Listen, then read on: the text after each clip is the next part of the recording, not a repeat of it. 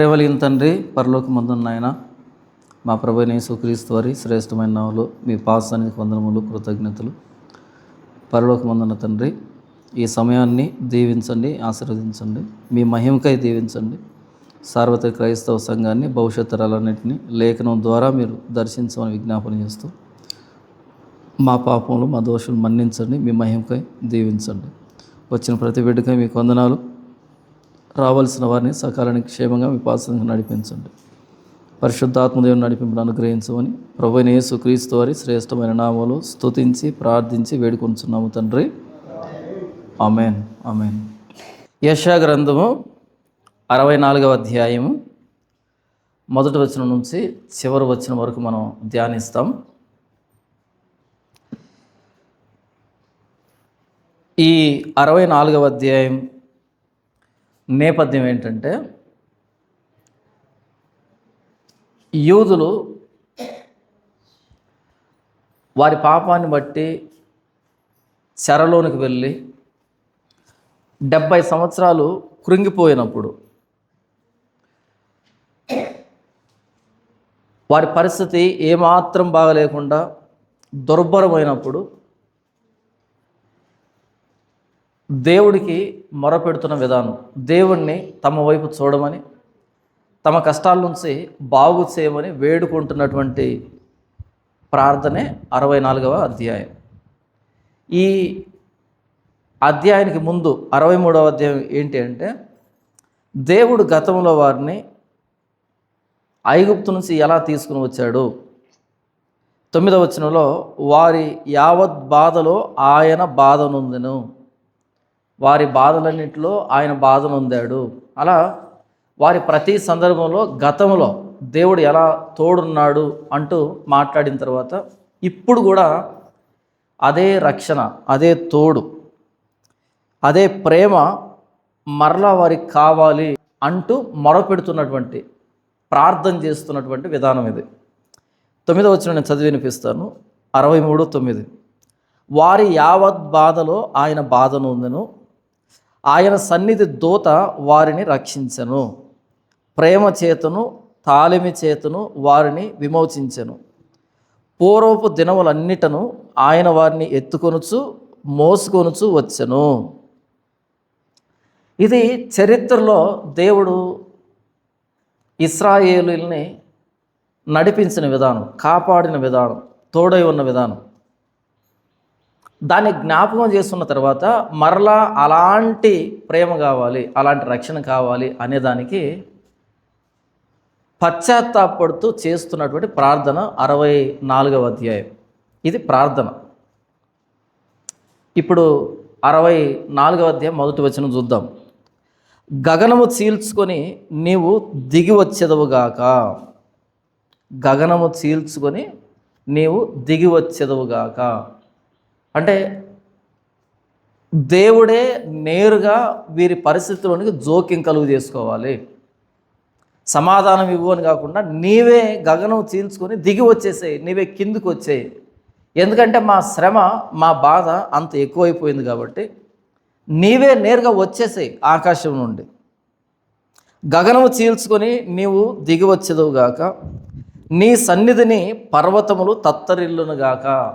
అలా ఆయన గగనాన్ని చీల్చుకొని ఈ భూమి మీదకి వస్తూ ఉన్నప్పుడు, ఆయన ప్రభావానికి నీ సన్నిధిని పర్వతములు తత్తరిల్లునుగాక, పర్వతాలు వణికిపోతాయి, కదిలిపోతాయి. అలా ఆయన భూమి మీదకి అడుగు పెడుతూ ఉంటే, నీ శత్రువులకు నీ నామం తెలియజేయుటకై అగ్ని గచ్చ పొదలను కాల్చు రీతిగాను, అగ్ని నీళ్లను పొంగజేయు రీతిగాను నీవు దిగి వచ్చేదవుగాక. అంటే దేవుడు నేరుగా వీరి సమస్యలోకి రాబోతున్నాడు. అలా దేవుడు వీరి సమస్యలోకి వస్తూ ఉన్నప్పుడు, ఈ ఇశ్రాయేలీల శత్రువులకి లేదా దేవుని శత్రువులకి ఆయన నామం, ఆయన ప్రభావం ఏంటో తెలుస్తుంది. ఎలా తెలుస్తుందంటే, అగ్ని గచ్చపొదలను కాల్చేటట్టుగా ఉంటుంది ఆయన రాక, లేకపోతే అగ్ని నీళ్ళని పొంగజేసేటట్టుగా ఉంటుంది ఆయన రాక. అంత ప్రభావంతో కూడుకున్నది.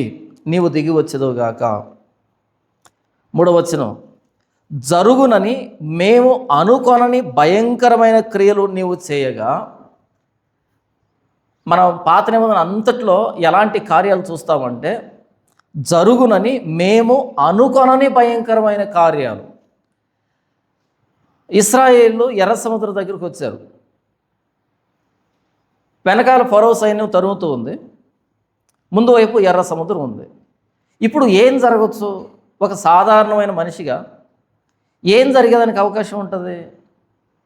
ఈ ఫరో సైన్యం వస్తుంది, కొంతమందిని చంపేస్తుంది, మిగిలిన వారిని బానిసలుగా మరలా ఐగుప్తుకు తీసుకుని వెళ్తుంది. ఇది జరుగుతుంది. లేకపోతే ఆ ఎర్ర సముద్రం దుముకుతారు, ఈదుతారు, కొంత దూరం వచ్చి అక్కడ మునిగిపోయి చచ్చిపోతారు. ఇంతకు మించి ఏమైనా జరుగుతుందా? మన మానవ ఆలోచన ఈ 2 ఆప్షన్స్ మనకి ఇస్తుంది. ఒకటి మరలా ఐగుప్తుకు వెళ్ళడం, లేకపోతే ఎర్ర సముద్రంలో పడి చచ్చిపోవడం. ఇక 3వ ఆప్షన్ ఏముంది? లేదు కదా. ఒకవేళ ఎర్ర సముద్రాన్ని దాటాలి అంటే తెప్పలు, పడవలు, లేదా కొన్ని ఈ మనుషులు దాటేటువంటి మార్గాలను ఎన్నుకొని అలా రావచ్చు. అంతేగాని ఇక వేరే ఆప్షన్ లేదు మనకి. జరుగునని మేము అనుకొనని భయంకరమైన క్రియలు నీవు చేయగా. చరిత్రలో జరిగినటువంటి క్రియలు, దేవుని కార్యాలు ఇవి జరుగుతాయి అని మనం అనుకోనటువంటి కార్యాలు జరిగాయి. ఏం జరిగింది అక్కడ? ఆ సముద్రాన్ని కొట్టమని చెప్పినప్పుడు సముద్రాన్ని కొట్టగానే సముద్రం 2 పాయలుగా విడిపోవడం. ఇది జరుగుతుందని ఎవరు అనుకున్నారు? దేవుని దగ్గరికి రానంత వరకు, దేవుడు జోక్యం కలుగు చేసుకున్నంత వరకు, అంటే గగనం చీల్చుకొని ఆయన మన పరిస్థితిలోనికి రానంత వరకు ఎలాగుంటుందంటే పరిస్థితి ఇలా జరుగుతుందా, ఇలా జరుగుతుందా అని 2-3 పెట్టుకో ఉంటాం. ఒక్కసారి ఆయన ఆ పరిస్థితిలోనికి దిగాడు అంటే పర్వతాలు తత్తరిల్లుతాయి. ఎలాంటి కార్యాలు జరుగుతాయంటే, ఇది జరుగుతుంది అని మనం ఏదైతే అనుకోలేదో ఆ కార్యాలు జరుగుతాయి. అలా ఎర్ర సముద్రం 2 పాయలైంది, అది జరుగుతుందని ఎవరు అనుకున్నారు? చివరికి మోషే అనుకున్నాడా? పోనీ మోషేకి ఏమైనా దేవుడు చెప్పాడు? మోషే కూడా అనుకోలే. ఎవరికి తెలియదు ఆ విషయం. 2 పాయలైంది. సరే 2 పాయలైంది, ఆ బురదలో పడి నడుచుకుంటూ రావాలేమో అని అంటే అలా కాదంట. మరలా ఆ రాత్రి అంతా తూర్పు గాలి వచ్చి మొత్తం అంతా ఎండ పెట్టేసింది. ఇటువైపు నీళ్ళు ఉండడం ఏంటి, ఇటువైపు నీళ్ళు ఉండడం ఏంటి, ఆ మధ్యలో ఎండిపోయిన నేల ఉండడం ఏంటి? ఏమైనా మానవ జ్ఞానానికి అందేటువంటి పరిస్థితి అనేది? నీళ్లు గోడలాగా ఇలా పైకి నిలవబడ్డం. సముద్రంలో తెలుసా మీకు? పోనీ అక్కడ చెరువుని దేవుడు 2 పాయలుగా చీల్చాడు అనుకో, చెరువుని, ఒక చెరువుని ఆ మధ్యలోంచి అడుగు బాగా నడుచుకుంటూ వెళ్తున్నావు అనుకో, నీళ్ళు ఎంత ఎత్తు ఉండే అవకాశం ఉంది? కనీసం ఒక 2 కరెంటు పోలు మునిగే లోతు ఉంటుంది కదా. ఎంత భయం అనిపిస్తుంది మనకి. మరి సముద్రం చీలినప్పుడు ఆ మధ్యలో నుంచి రథాలు, గుర్రాలు, లేకపోతే ఆ పశువులు, ఈ 20 లక్షల మంది ఇశ్రాయేలీలు వెళ్తూ ఉంటే ఏది ఆరిన నేల మీద ఇటువైపు నీళ్ళున్నాయి, ఇటువైపు నీళ్ళున్నాయి, ఆకాశం ఎత్తున్నాయి. ఈ అడుగు భాగం నుంచి చూస్తే ఎండిపోయిన నేల కనిపించడం ఏంటి? జరుగునని మేము అనుకొనని భయంకరమైన కార్యాలు నీవు చేయగా. నీవు దిగి వస్తే ఈ సమస్యలోకి ఇవి జరగవు అని మేము అనుకుంటున్నావు, చూసావా? అవి జరుగుతాయి, భయంకరమైన కార్యాలు జరుగుతాయి. ఆయన సమస్యలోకి దిగనంత వరకే పరిస్థితి అల్లకల్లోలంగా ఉంటుంది. ఒక్కసారి ఆయన గగనం చీల్చుకొని దిగాడు అంటే, భూమి మీదకి వచ్చాడు అంటే, మన సమస్యలోకి వచ్చాడు అంటే, మన చర జీవితంలోకి వచ్చాడు అంటే, జరుగునని మేము అనుకొనని భయంకరమైన క్రియలు నీవు చేయగా అన్ని జనులు నీ సన్నిధిని కలవరపడుదురుగాక. నీవు దిగి వచ్చేదువుగాక, అన్ని జనులు నీ సన్నిధిని కలవరపడుదురుగాక. ఎప్పుడైతే ఎర్ర సముద్రం చీలిందో అటు ఐగుప్తులు భయపడిపోయారు, ఇటు యువతలో ఉన్నటువంటి రాజ్యాలన్నీ వణికిపోయాయి. ఇదేం విచిత్రం! ఎర్ర సముద్రాన్ని చీల్చడం ఏంటి? ఇక వాళ్ళ ఎదురుగా మనం ఎలా నిలవబడగలం అని అన్ని జనులు నీ సన్నిధిని కలవరపడుదురుగాక. అదే కదా యెరికోలో ఉండేటువంటి రాహాబు చెప్పింది వేగుల వారికి.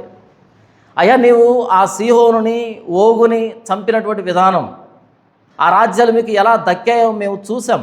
అంతకంటే ముందు దేవుడు ఎలా ఐగుప్తు మీద ఆశ్చర్యకార్యాలు జరిగించడం మేము చూసాం, మేము విన్నాం.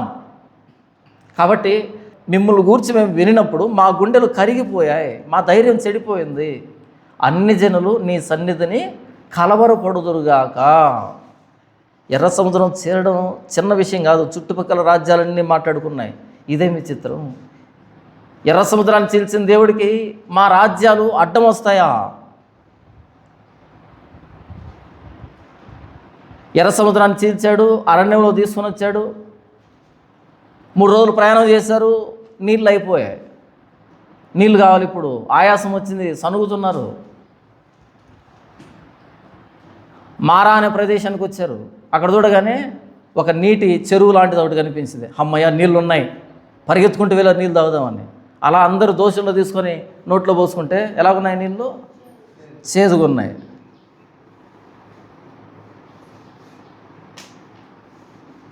ఇది 3వ రోజే ఎర్ర సముద్రం దాటి 3వ రోజే. ఎక్కడ నీళ్ళు కనిపించలేదు, ఉన్న నీళ్ళు చేదుగా ఉన్నాయి. ఇక వాగ్దాన దేశానికి పోవడం ఎప్పుడు, ఎలా సాధ్యమవుతుంది? పోనీ ఒకరా ఇద్దరా? 20 లక్షల మంది ఇశ్రాయేలీలు, 20 లక్షల మంది ఇశ్రాయేలీలు, ఎలా సాధ్యమవుతుంది? అప్పుడు ఆ నీళ్ళు మధురంగా మారడం, తర్వాత బండను చీల్చడం, ఆకాశం నుంచి దేవదూతలు పూజించే ఆహారాన్ని వారి మీద కుమ్మరించడం, పూరేలను రప్పించడం, ఇది జరుగుతుందని ఎవరైనా ఊహించారా? వాళ్ళు త్వరగా బయలుదేరుతూ ఆ పొంగని రొట్టెలు చేసుకొని బయలుదేరి వచ్చారు. ఏది దారి మధ్యలో ఆకలైతే తినడానికి. ఆ రొట్టెలే వాగ్దాన దేశం దాకా వస్తాయా? రావు. మరి మన్నా కురుస్తుందని మోషేకు తెలుసా, లేకపోతే ఇశ్రాయేలుకు తెలుసా? జరుగునని మేము అనుకోనని భయంకర కార్యాలు. ఒక దగ్గరకు వచ్చారు, విష సర్పాలు వచ్చాయి, కరుస్తున్నాయి. ఇప్పుడు మందు ఎక్కడి నుంచి వస్తుంది? ఆ మూలికలు ఎక్కడి నుంచి వస్తాయి? వైద్యం ఎక్కడి నుంచి వస్తుంది? ఇతర సర్పాన్ని చేసి ఆ స్తంభం మీద నిలవబెట్టి చూసినవాడు విషం దిగిపోయి బ్రతుకుతాడు. ఎవరు అనుకున్నారు ఇలా జరుగుతుందని? ఇలా ప్రతి సందర్భంలో జరుగునని మేము అనుకోనని కార్యములు నీవు చేయగా అన్ని జనులు నీ సన్నిధిని కలవరపడుదురుగాక. చుట్టుపక్కల అన్ని జనులంతా కలవరపడ్డారు. మరలా దిగిరా మా పరిస్థితిలోనికి, మరలా మేము అనుకోనటువంటి భయంకర కార్యాలను చేయి, మరలా చుట్టుపక్కల అన్ని జనులు కలవరపడాలి. ప్రార్థన చేస్తున్నాడు, మొరపెడుతున్నాడు భక్తుడు. 4వ వచనం, ఇంతకీ మనం అలా మొరపెడితే దేవుడు వింటాడా? అలా మొరపెడితే దేవుడికి ఆయన వింటాడా? అది ప్రశ్న. మనం ప్రార్థన చేసేటప్పుడు లేదులే ఏదో ప్రార్థన చేస్తున్నాం కానీ ఆయన ఇంతకు వింటాడా, ఆయన వింటాడా, సహాయం చేస్తాడా అనేటట్టుగా మనకు అనిపిస్తుంది కదా. అయితే ఆ తర్వాత 4వ వచనం నుంచి ఆయన చెప్తున్నటువంటి విషయం ఏంటంటే చూద్దాం.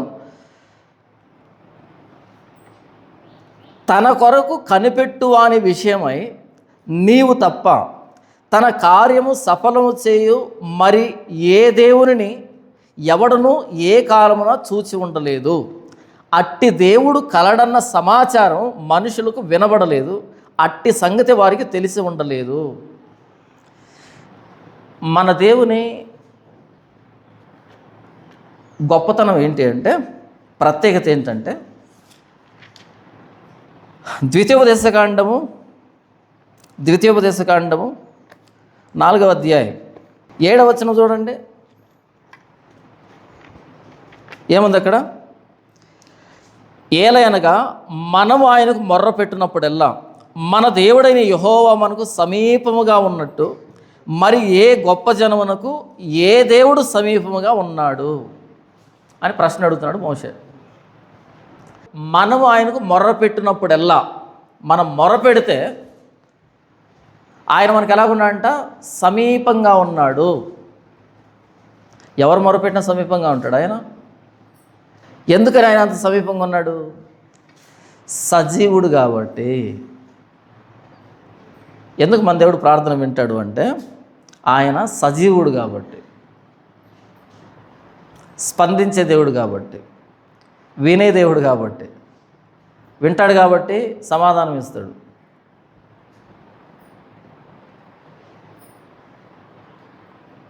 ఒక బ్రతికున్న మనిషి దగ్గరికి వెళ్ళి మొరపెట్టామనుకో, ఆ వ్యక్తి రెస్పాండ్ అవుతాడు, కనీసం లేచి నేను చేయను పో అనైనా అంటాడు, అది కూడా స్పందనే. కానీ చనిపోయిన దగ్గరికి వెళ్ళి మొరపెట్టామనుకో, స్పందిస్తాడా? పాజిటివ్గా స్పందిస్తాడా, నెగిటివ్గా స్పందిస్తాడా? రెండు స్పందించడు. పాజిటివ్గా స్పందించలేడు, నెగిటివ్గా స్పందించలేడు. ఎందుకని? ప్రాణం లేదు. మోషే అడుగుతున్న మాట ఏంటంటే, ఏలైనగా మనము ఆయనకు మొర్ర పెట్టినప్పుడెల్లా మన దేవుడైన యెహోవా మనకు సమీపముగా ఉన్నట్టు, సమీపంగా, చాలా దగ్గరగా, సమీపంగా ఉన్నట్టు మరి ఏ గొప్ప జనమునకు, అంటే ఏ పెద్ద మతం అని పెట్టుకుందాం అక్కడ, మరి ఏ గొప్ప జనమునకు ఏ దేవుడు సమీపంగా ఉన్నాడు? మొత్తం ప్రపంచంలో ఉన్న మతాలన్నీ తీసుకోండి, ఇది చాలా పెద్ద మతం అండి అని అనుకుందాం. ఓకే, మొరపెట్టినప్పుడు ఇంతకు వింటున్నాడా మీ దేవుడు? ఆ మతాన్ని అడుగుదాం. వినడండి. వింటున్నాడని మేము అనుకుంటాం, అలా భక్తి సాగిస్తాం, లేకపోతే నిరుత్సాహం వస్తాయి కదా అని. కర్మెలు పర్వతం మీద ఏలియా సవాల్ చేశాడు బయలు ప్రవక్తలకి, ఆశరాదేవి ప్రవక్తలకి, మొత్తం 850 మంది ఇటువైపు. ఏది పోటీలో 850 మంది. వాళ్ళ సపోర్టర్స్ ఎంతమంది? మొత్తం దేశం అంతా. అహాబ్ అటువైపే, యజ్బెల్ అటువైపే, మంత్రులు, సైన్యాధిపతులు, సైనికులు, మొత్తం దేశం అంతా, రాజ్యం అంతా అటువైపే.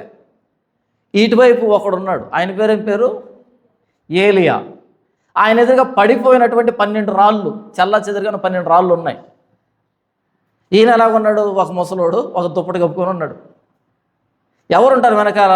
ఎవరున్నారో మరి? ఎవరు లేరు. సవాల్ చేశాడు, యెహోవా దేవుడైతే ఇటువైపు రండి, బయలు దేవుడైతే అటువైపు వెళ్ళండి. అటువైపు వెళ్ళుంటారా, ఇటువైపు వచ్చుంటారా? అటువైపు వెళ్తారు. ఎందుకని? వాళ్ళు వేసుకున్న బట్టలు కానీ, వాళ్ళ ఆభరణాలు కానీ, వాళ్ళ మంత్రాలు కానీ, చింతకాయలు కానీ, వారి వెనకాల ఉన్నటువంటి రాజుగారి సపోర్ట్ కానీ, రాజుగారు వారి వెనకాల ఉంటే, రాజుగారి వెనకాల మొత్తం రాజ్యం ఉంటుంది. కర్మెలు పర్వతం మీద జరిగిన పోటీ ఇది. ఆ పోటీ ఏంటి ఏలియా అంటే, చెరకు పశువుని తీసుకుందాం, మీరు వధించండి, బలిపీఠం మీద పెట్టండి, మీ దేవుడికి ప్రార్థన చేయండి. నేను వధిస్తాను, బలిపీఠం మీద పెడతాను, నా దేవుని ప్రార్థన చేస్తాను. ఏ దేవుడైతే ఆకాశం నుంచి అగ్ని రూపేణ సమాధానం ఇస్తాడో ఆయన నిజమైన దేవుడు. పోటీ ఓకే, డన్. సరే, మీరు 850 మంది ఉన్నారు కాబట్టి ఫస్ట్ మీరు తీసుకోండి ఛాన్సు. ఏలియా తీసుకోలే, ఫస్ట్ వాళ్ళు తీసుకున్నారు. ఒకవేళ వాళ్ళ ప్రార్థనకి సమాధానం వస్తే ఏలియా చచ్చిపోతాడు కదా, ఏలియాని చంపేస్తారు కదా. రాదు సమాధానం. సమాధానం వస్తుందా? రాదు సమాధానం. అంతే, ఉదయం నుంచి సాయంకాలం దాకా మామూలు ప్రార్థన చేయలే, తమ్మును కోసుకోవడం మొదలుపెట్టారు. అలా కోసుకొని రక్తం కింద పోసి కేకలేసి ప్రార్థన చేస్తున్నారు. ఉంటే కదా సమాధానం వచ్చేదానికి. ఉంటే కదా ఆ బయలు కానీ, ఆ అస్తారోతు కానీ వాళ్ళు నిజంగా ఉంటే కదా వాళ్ళు సమాధానం ఇచ్చేదానికి. వాళ్ళు లేరు, వాళ్ళు కల్పితం. సమాధానం రాలే. అప్పుడు అన్నాడు, ఇక ఆపండి. ఆ 12 రాళ్ళని ఓ బలిపీఠంగా పెట్టించాడు, పశువును వధించి దాని మీద పెట్టాడు, నీళ్లు పట్టుకుని రండి. ఈ మొత్తం కందకం నిండేంతవరకు నీళ్లు పోయండి. ఇది వాళ్ళకి చెప్పలే. కందకం నిండేంతవరకు, కందకం నిండి ఆ బలిద్రవ్యం తేలేంత వరకు నీళ్లు పోయండి. యెహోవా నా ప్రార్థన ఆలకించు, ఇశ్రాయేలు దేవా నా ప్రార్థన ఆలకించు. వెంటనే పైనుంచి అగ్ని రావడం, మొత్తం బలిపీఠాన్ని సైతం దహించి పడేసింది. పట్టుకోండి ఒక్కొక్కరిని. అందరిని పట్టుకున్నాడు. ఆ కీషోను వాగులో మొత్తం వధించాడు అందరిని. అదంటున్నాడు ఇక్కడ చూడండి, తన కొరకు కనిపెట్టు అని విషయమై నీవు తప్ప ఏ బయలుదేవుడు కానీ, అస్తారోతుదేవి కానీ, లేకపోతే దాగోను కానీ, కెమోష్ కానీ ఎవరు ఆలకించరు. ఎందుకు ఆలకిస్తారు? ఉంటే కదా. ఇష్టం వచ్చిన రూపంలో, ఇష్టం వచ్చిన సైజులో, మన ఇష్టం. అది ఉంటే కదా. మొద్దుతోనూ రాయితోనూ నీవే మా దేవుడు అని సాగిలు పడితే అదేమనుకుంటుంది, ఒరే నన్ను చంపి పచ్చగా పెరుగుతున్న చెట్టు నన్నరికి నన్ను నిలవబెట్టి నన్న దేవుడు అంటే నీకేమన్నా పోయే కాలం అని అడుగుతుంది అది. అడవిలో ఏపుగా పెరుగుతున్నాను, నన్ను అడ్డంగా నరికి ఇక్కడ తీసుకొచ్చి నీకు ఇష్టం వచ్చిన రూపంలో చెక్కుకొని నాకు సాగిరపడి నీవే దేవుడు అంటే నేను చెట్టును కదా, నేను దేవదారు రానుని కదా, నేను చందనపు రానుని కదా, నేను సరళం రాను కదా, సింధూర వృక్షాన్ని కదా, నన్న దేవుడు అంటావేంటి, నేను చెట్టును కదా అంటుంది అది. ఓ పెద్ద బ్రహ్మాండమైనటువంటి బంగారు ప్రతిమను పెట్టి నీవు దేవుడు అంటే ఎవరైనా బంగారాన్ని అని అంటుంది అది, నేను రాయిని అంటుంది అది. దానికి ఒకవేళ నోరు ఇస్తే తన కొరకు కనిపెట్టువా అనే విషయమై నీవు తప్ప తన కార్యము సఫలము చేయు మరి ఏ దేవుని ఎవడు ఏ కాలమున చూచి ఉండలేదు. చూసారు ఎవరైనా చెప్పండి? ఏ కాలంలోనైనా ఎవడైనా సరే నేను పలానా ఆయనకు మొర్రపెట్టాను, ఆయన నా కార్యాన్ని సఫలం చేశాడు అని గ్యారెంటీగా చెప్పగలిగిన వాడు ఎవడు? ఏ కాలంలో ఎవడు లేడు. అలా అనుకుంటూ ముందుకెళ్ళడం తప్ప ఎక్కడ జరగలేదు. ఎందుకని? నిజంగా దేవుడికి మొరపెడితే దేవుడు స్పందిస్తాడు. మనషే అనే ఒక రాజు ఉన్నాడు. 55 సంవత్సరాలు యూదుల్ని అతి కిరాతకంగా పరిపాలించాడు. పరమ దుర్మార్గుడు. ఈ రాజుల గ్రంథం అంతట్లో పరమ దుర్మార్గుడు ఎవర్రా అంటే ఇటు యోదయ దేశంలో మనషే, అటు ఇజ్రాయెల్ దేశంలో ఎవర్రా అంటే మెనహేమ్ అని ఒకడు ఉన్నాడు. వీళ్ళ నాయన వాడు తక్కువ సంవత్సరాలు పరిపాలించాడు.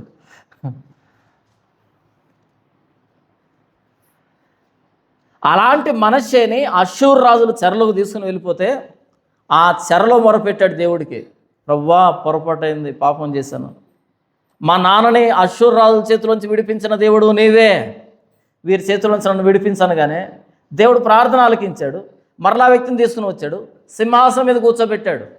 ఎందుకని? తన కొరకు కనిపెట్టువా అనే విషయమై నీవు తప్ప తన కార్యం సఫలము చేయు మరి ఏ దేవుని ఎవడు ఏ కాలమును చూచి ఉండలేదు. అట్టి దేవుడు కలడన్న సమాచారం మనుషులకు వినబడలేదు, అట్టి సంగతి వారికి తెలిసి ఉండలేదు. అందుకే మనం ప్రభువైన యేసుక్రీస్తుని ప్రకటిస్తున్నప్పుడు వింతగా చూస్తారు జనాలు, ఏంటి ఇలాంటి దేవుడు ఉన్నాడా అని. మనం ఏమంటాం, ఎవరైనా కష్టాల్లో ఉన్నప్పుడు ప్రార్థన చేద్దాం, ప్రార్థన చేసుకోండి అంటాం.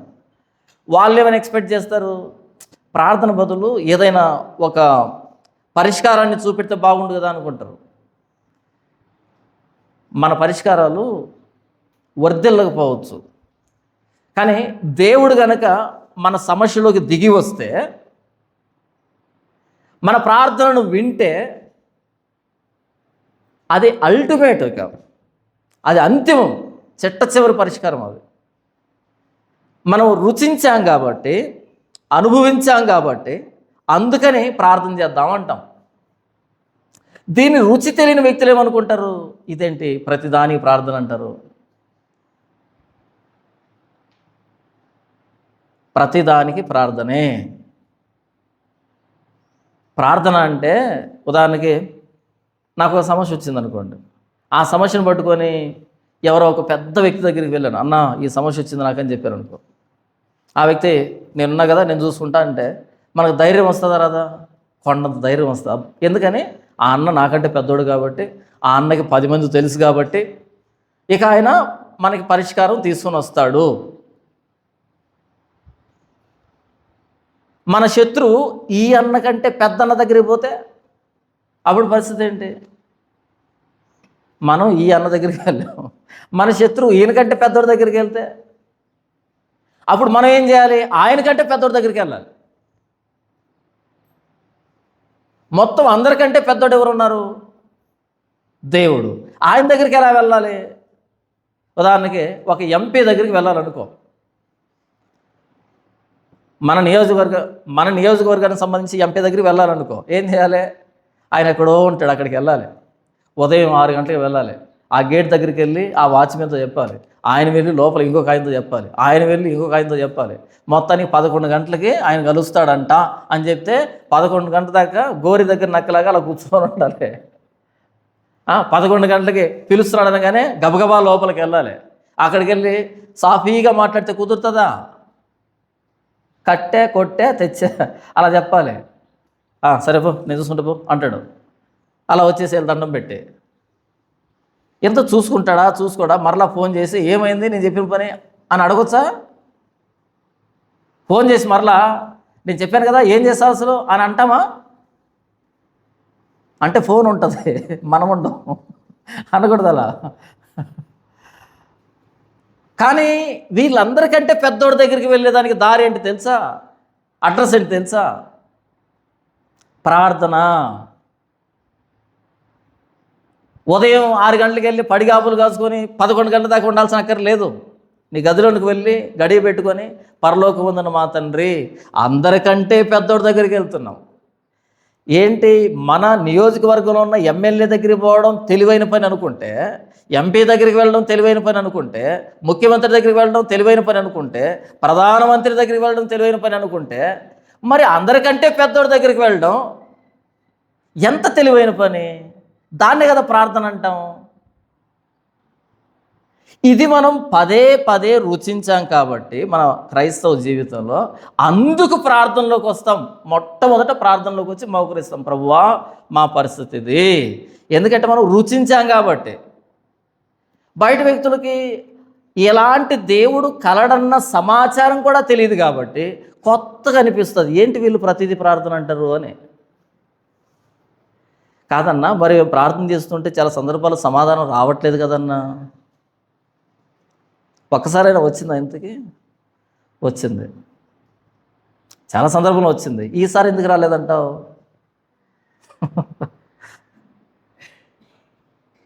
ప్రార్థనకి జవాబు రాకపోవడం కూడా జవాబే.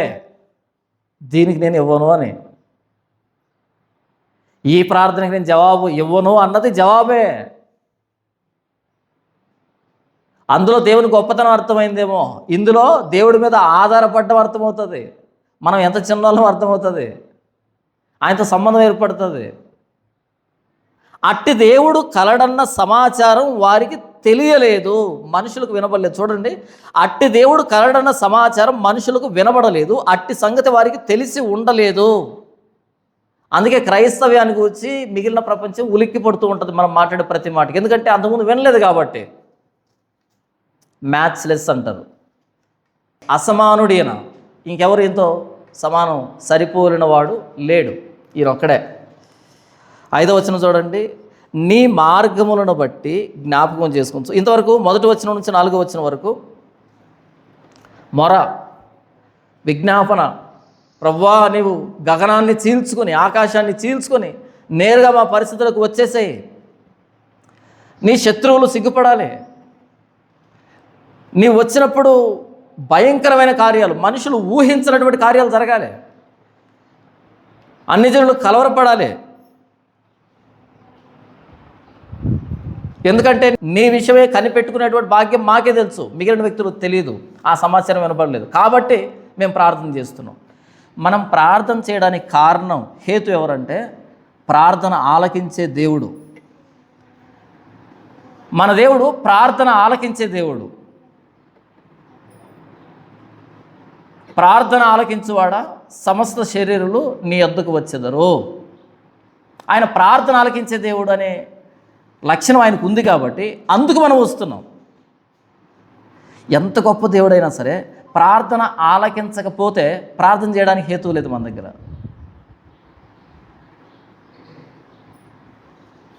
ప్రార్థన ఆలకించువాడా సమస్త శరీరులు నీ వద్దకు వచ్చెదరు. మనం ప్రార్థన చేస్తున్నామంటే కారణం దేవుడు, హేతువు దేవుడు, ఆయన లక్షణం అది. ఆ ధైర్యంతో మనం వెళ్ళొచ్చు ఆయన దగ్గరికి. 1వ వచనం నుంచి 4వ వచనం వరకు ఆయన ప్రార్థన చేశాడు. యెషయా ప్రార్థన చేస్తున్నాడు ఇశ్రాయేలు తరపున, లేదా ఇశ్రాయేల్ అందరూ యెషయా ద్వారా ప్రార్థన చేస్తున్నారు, ఎందుకంటే ఆయన ప్రార్థన ఆలకించే దేవుడు కాబట్టి. ఇక 5వ వచనం నుంచి ఒప్పుకుంటున్నారు తమ పాపాలని. మొదటగా దేవుని గుణగణాలని, దేవుని గాంభీర్యాన్ని, గొప్పతనాన్ని ఒప్పుకున్నారు మొదటి 4 వచనాల్లో. ఇప్పుడు వీరి పాపాన్ని ఒప్పుకుంటున్నారు. ఏమని ఒప్పుకుంటున్నారో చూద్దాం. 5వ వచనం, నీ మార్గములను బట్టి నిన్ను జ్ఞాపకం చేసుకొనుచు సంతోషముగా నీతిని అనుసరించు వారిని నీవు దర్శించుచున్నావు. ప్రభువా, నీ మార్గాలను బట్టి కనుక మేము నడుచుకుంటే, సంతోషంగా నీతిని అనుసరిస్తే మమ్మల్ని నీవు దర్శిస్తావు. చిత్తగించుము, నీవు కోప్పడితివి, మేము పాపులమైతిమి. బహుకాలము నుండి పాపములలో పడి ఉన్నాము, రక్షణ మాకు కలుగునా.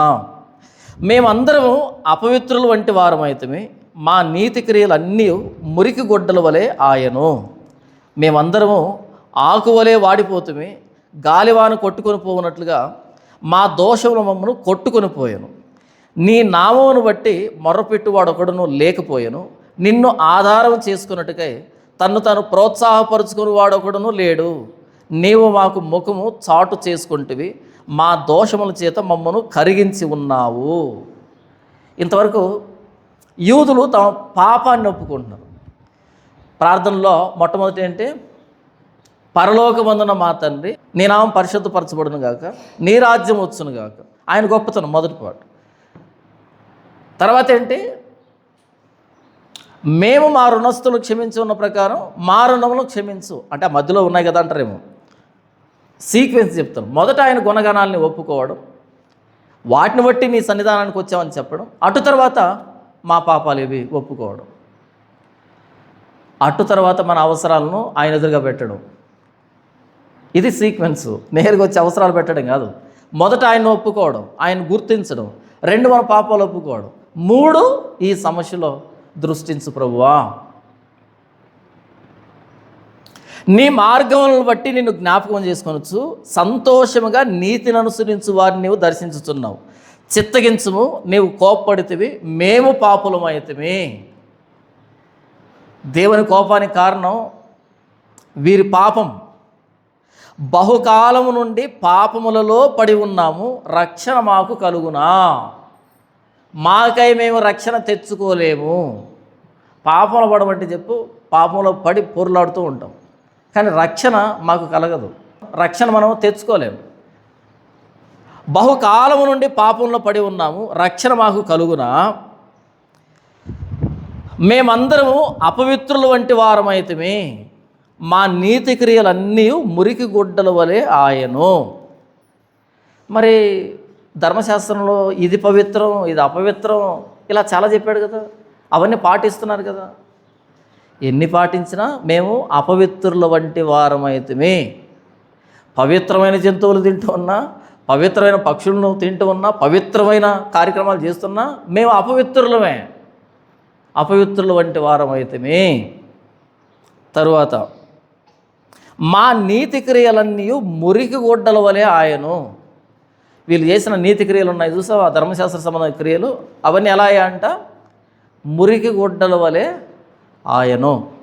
ఒక ఉదాహరణ చెప్తాను దీనికి, చాలాసార్లు చెప్పాను, మరొకసారి జ్ఞాపకం చేస్తాను. అదేంటంటే, ఎప్పుడైనా మీరు కుష్ఠరోగిని చూసారా? కుష్ఠరోగి శరీరం మీద చిన్న చిన్న గొల్లలు పుడతాయి, బొడ్డల్లాగా పుడతాయి, అవి పగిలిపోతాయి. ఆ పగిలిపోయిన అక్కడి నుంచి సీము, రక్తము, నీసు నిరంతరంగా కారుతూ ఉంటుంది ఒళ్ళంతా. లేదా ప్రతి కీలు దగ్గర ఒక బుడిపి లాంటిది పుడుతుంది, అక్కడి నుంచి కారుతూ ఉంటుంది. రకరకాల కుష్టు ఉంది. మొత్తానికి కుష్టు రోగి అని అంటే అల్లంత దూరంలో కూర్చున్నాడు అనుకో, ఆ గాలి విసిరిన ప్రతిసారి కుళ్ళిపోయినటువంటి వాసన మన ముక్కులు తగులుతూ ఉంటుంది. అసలు భరించలేం. మనిషి బ్రతికి ఉండగా కుళ్ళిపోతున్నట్టు ఉంటుంది ఆ కుష్ఠరోగం అనేది. అది భయంకరమైన రోగం. అది మిగతా జబ్బులు కూడా భయంకరమైనవే, కాకపోతే కుష్ఠ అనేది కనబడుతుంది బయటికి, ఆ పచ్చి మాంసం బయటికి కనబడుతుంటుంది. అలాంటి ఒక కుష్ఠరోగం తీసుకుని వచ్చి ఈ అహష్వేరోషు 12 సంవత్సరాలు స్నానం చేయించాడు కదా ఎస్తేరుకి. ఒక్క రాత్రి కోసం 12 సంవత్సరాలు స్నానం చేయించాడు కదా రకరకాల సుగంధ ద్రవ్యాలతో. అలా స్నానం చేయించి ఒక రోజంతా ఫుల్గా స్నానం చేయించి సుగంధ ద్రవ్యాలు కలిపినటువంటి ఆ నీళ్లతో, పరిమళించేటువంటి నీళ్లతో ఒక రోజంతా నానబెట్టి ఆ వ్యక్తిని తోమి బాగా స్నానం చేయించి దేశమంతట్లో అత్యంత ఖరీదైనటువంటి నాణ్యమైనటువంటి పట్టు వస్త్రాన్ని తీసుకుని వచ్చి ఆ వ్యక్తికి తొడిగినప్పుడు తొడిగి ఒక అర్ధగంట తరువాత పరిస్థితి ఎలాగుంటుంది? మరలా ఆ గాయాల్లోంచి చీము, రక్తము, నీసు స్రవించడం ప్రారంభమవుతాయి. ఆ పట్టు వస్త్రానికి అంటుకోవడం ప్రారంభమవుతాయి. ఇప్పుడు ఆ పట్టు వస్త్రాన్ని తీసి, ఇదిగోండి దేశంలో ఖరీదైనటువంటి నాణ్యమైనటువంటి పట్టు వస్త్రం ధరించండి అని ఇస్తే మీరు ధరిస్తారా? చెప్పండి. ఎందుకు ధరించరు? ఈ వ్యక్తి కుష్ఠరోగి కాబట్టి, అపవిత్రుడు కాబట్టి, తన మీద ఏ వస్త్రాన్ని వేసుకున్నా అది కూడా అపవిత్రం అయిపోతుంది. సమస్య వస్త్రంలో లేదు, సమస్య మనిషిలో ఉంది. మనం అపవిత్రులమే. ఎన్ని పవిత్రమైన కార్యాలు చేసినా ఆ పవిత్రత మనకంటుకోదు, మన అపవిత్రత దానికి అంటుకుంటుంది. మీకు విషయం అర్థమవుతుందా? సమస్య మనం, అపవిత్రమైన మనమే. ఏ పని చేసినా ఈ అపవిత్రత దానికి అంటుకుంటుంది, కానీ ఆ పవిత్రత మనకంటుకోదు. మా నీతి క్రియలన్నీ మురికి గుడ్డల వలె ఆయను. ధర్మశాస్త్రంలో చెప్పిన ప్రతి నీతి క్రియను మేము చేసినప్పటికీ ఎలాగుందంటే కుష్ఠరోగి ధరించినటువంటి పట్టు వస్త్రంలాగే ఉంది. మా నీతి మురికి గుడ్డల్లాగా కనపడుతుంది నీకు. దీన్ని అర్థం చేయించడానికి ఒక పోలిక చెప్తాను.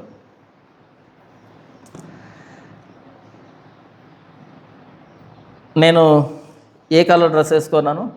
నేను బ్లాక్ కలర్ వేసుకున్నాను కదా, రైట్.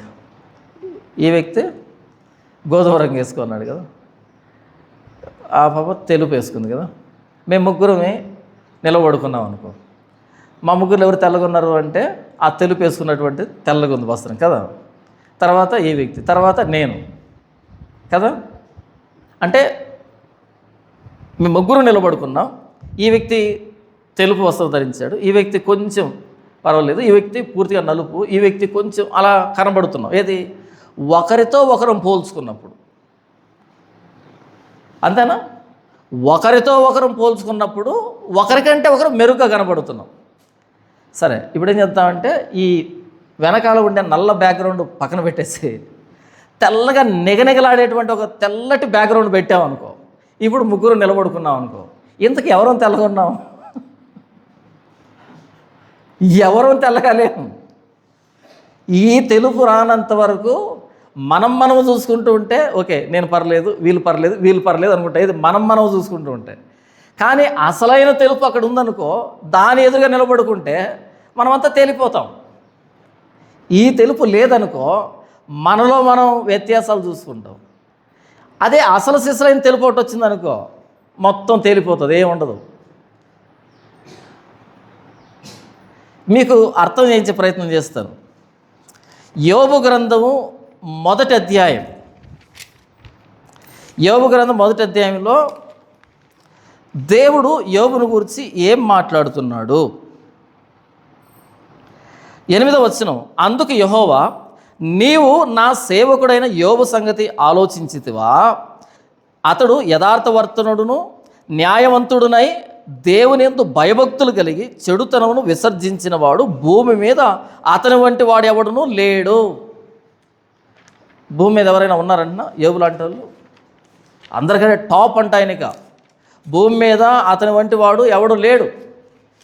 అతడు న్యాయవర్తనుడు, యథార్థవంతుడు, దేవుని యందు భయభక్తులు కలిగిన వాడు, చెడుతనాన్ని విసర్జించిన వాడు. సింపుల్ చెప్పాలంటే ఆయన లాంటి వాడు భూమి మీద లేడు, టాప్ ఆయన అని చెప్పాడు. ఎవరు? దేవుడే చెప్పాడు.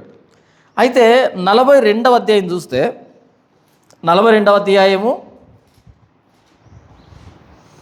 5వ వచనం, వినికిడి చేత నిన్ను గూర్చిన వార్త నేను వింటిని, అయితే ఇప్పుడు నేను కన్నులారా నిన్ను చూచున్నాను, కావున నన్ను నేను అసహించుకొని ధూళిలోను బూడిదలోను పడి పశ్చాత్తాపడుచున్నాను. ఈ 42వ అధ్యాయంలో యోబు ఏమంటున్నాడంటే, దేవా యెహోవా, వినికిడి చేత వాళ్ళు వీళ్ళు చెబుతూ ఉంటే నిన్ను గురించి విన్నాను నేను, అయితే ఇప్పుడు కన్నులారా చూస్తున్నాను. కన్నులారా చూస్తున్నాడు కాబట్టి కావున నన్ను నేను అసహించుకొని, ఆయన అసహించుకొని ధూళిలోను బూడిదలోను పడి పశ్చాత్తాపడుచున్నాను అని అన్నాడు. ఇంతకీ ఆ గాయాలు మానాయా ఇప్పుడు? ఇంతకుముందు బూడిదలో ధూళిలో ఎందుకు కూర్చున్నాడు? గోక్కోవడానికి. ఇప్పుడు ఎందుకు కూర్చున్నాడు? పశ్చాత్తాపంతో. గాయాలు తగ్గిపోయాయా? గాయాలు అలాగే ఉన్నాయి, నొప్పి అలాగే ఉంది. ఈ నొప్పికి మించి పశ్చాత్తాపం వచ్చింది. ఎందుకు వచ్చింది? ఆయన కన్నులారా చూచాడు. ఆయన కన్నులారా చూసేటప్పటికీ ఆయన ఏంటో అర్థమయ్యాడు. ఆయన్ను చూసేటప్పటికీ ఈయన భక్తి, ఈయన యథార్థత, ఈయన న్యాయప్రవర్తన ఇవన్నీ కనబడకుండా పోయాయి.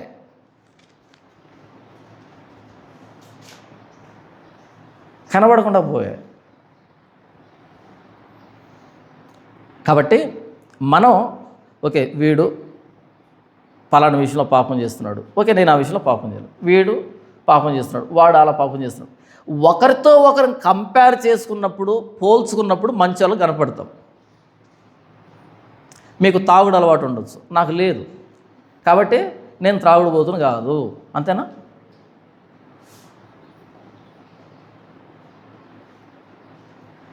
నేను ఎలా మంచి ఉన్నాయాను? మీతో పోల్చుకున్నప్పుడు మంచి ఉన్నాయాను.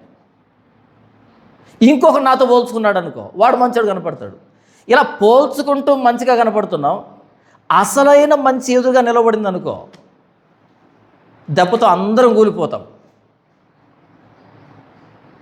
మా నీతి క్రియలన్నీ మురికి గుడ్డల వలె ఆయను.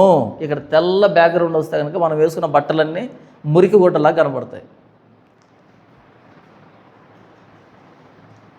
మనం అద్దం ఎదురుగా పోవడానికి భయపడతాం. ఎందుకని? అద్దం ఎదురుగా పోయామనుకో ఎగ్జాక్ట్గా చూపెడుతుంది, అది తేటగా చూపెడుతుంది, ఏం బాగుండదు.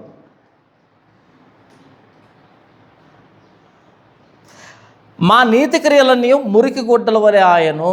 ఒప్పుకోవడం దేవుని సన్నిధానానికి వచ్చి, దేవా మేము నీతి కార్యాలు చేస్తున్నామే, అవన్నీ నీ దృష్టిలో మురికి గుడ్డలు, మాకవి నీతి క్రియలే. మాతో మేము పోల్చుకున్నప్పుడు నీతి క్రియలే, నీతిగా ఉన్నట్టే. కానీ నీ ఎదురుగా వచ్చామనుకో అవి నీతి క్రియలా కనపడవు, మురికి గుడ్డలా కనపడతాయి అని ఒప్పుకుంటున్నాడు ప్రార్థనలో. అంటే మన స్వతహాగా మనం సంపాదించిన నీతి దేవుని సన్నిధానంలో మనల్ని ధైర్యవంతులుగా నిలవబెట్టదు. నేను అది చేశాను, నేను ఇది చేశాను, నేను అలాంటి ఇలాంటి ఏమీ చెల్లవు అక్కడ. మా నీతి క్రియలన్నీ నీ ఎదుట మురికి గుడ్డల్లాగా ఉన్నాయి. కాబట్టి మనకు ధైర్యం లేదు, మనల్ని నమ్ముకొని మనం ఆయన దగ్గరికి వెళ్ళడానికి ధైర్యం లేదు మనకి. మేమందరము అపవిత్రుల వంటి వారమైతిమి, మా నీతి క్రియలన్నీ మురికి గుడ్డల వలె ఆయను. మేమందరము ఆకు వలె వాడిపోతుమి, గాలివాన కొట్టుకొని పోవునట్లుగా మా దోషములు మమ్మను కొట్టుకొని పోయాను. గాలివాన వచ్చేటప్పుడు ఈ ఎండిపోయిన ఆకులు కొట్టుకొని పోతాయి, చూసావా? అలా మేము ఎండిపోయిన ఆకులాగా తయారయ్యాం. గాలివాన కొట్టుకొని పోవునట్లుగా మా దోషములు మమ్మను కొట్టుకొని పోతున్నాయి. మా దోషాలు అనే గాలివానకి స్వనీతి అనేటువంటి మా ఎండిపోయిన ఆకులు లాంటి జీవితాలు కొట్టుకొని పోతున్నాయి. ఆ స్థాయిలో దోషాలు, గాలివాన లాంటి దోషాలు.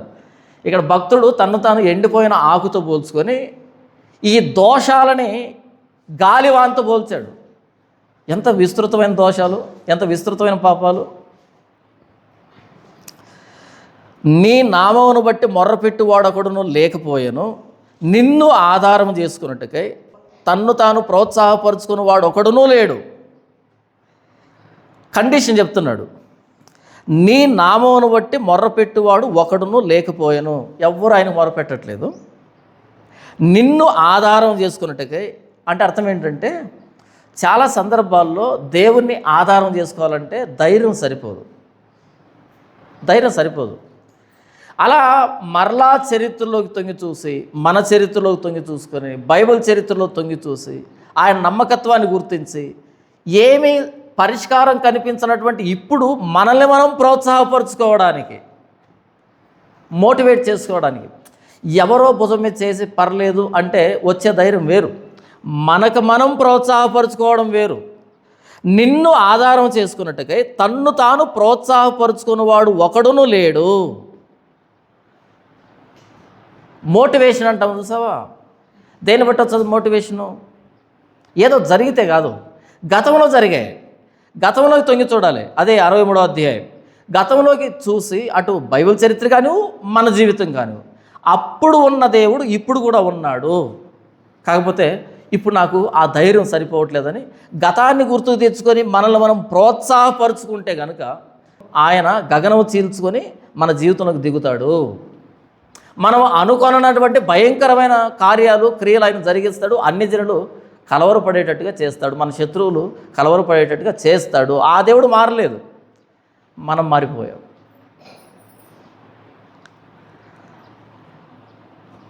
నిన్ను ఆధారం చేసుకున్నట్టుకై తన్ను తాను ప్రోత్సాహపరుచుకుని వాడు ఒకడునూ లేడు. నీవు మాకు ముఖము చాటు చేసుకుంటువి, మా దోషముల చేత నీవు మమ్మను కరిగించి ఉన్నావు. అంటే వీరి దోషాలని కొలిమితో పోలుస్తున్నాడు, వీళ్ళని లోహంతో పోలుస్తున్నాడు.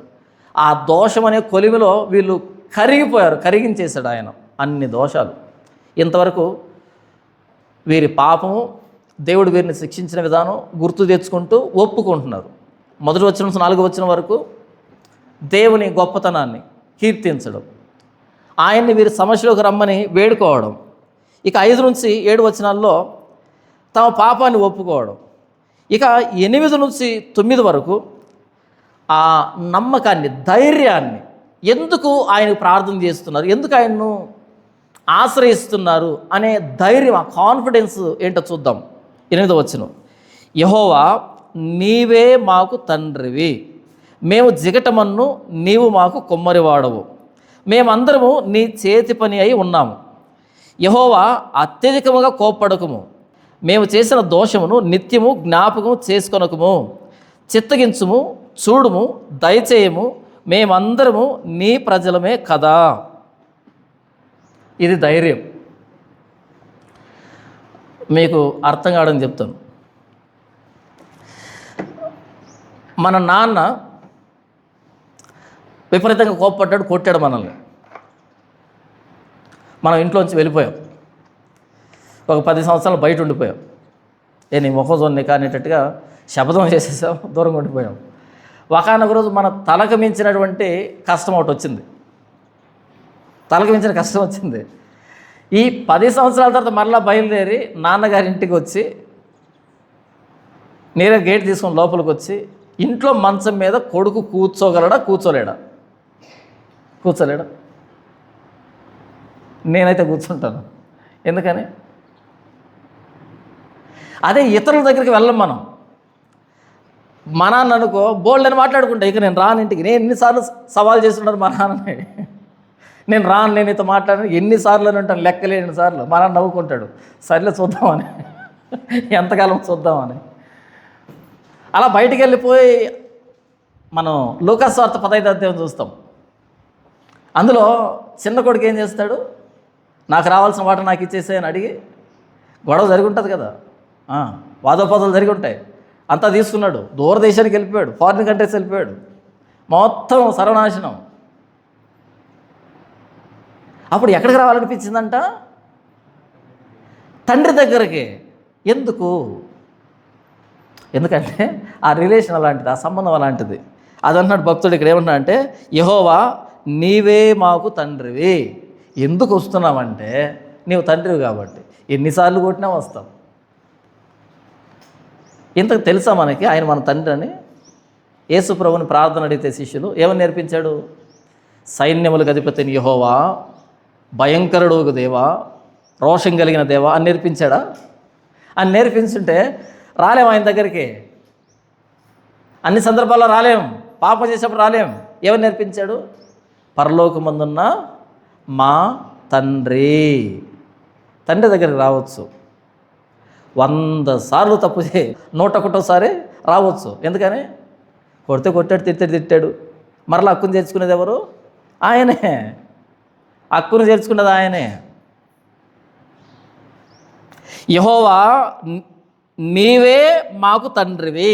ఈ సంబంధాన్ని బట్టి వస్తున్నాం, ఈ సంబంధాన్ని బట్టి మొరపెడుతున్నాం, ఈ సంబంధాన్ని బట్టి ఒప్పుకుంటున్నాం, ఈ సంబంధాన్ని బట్టి ధైర్యంగా అడుగుతున్నాం, నీవు మాకు తండ్రివి. మన కష్టాల్లో ఆయన తండ్రి అని తెలియదు, మర్చిపోతాం.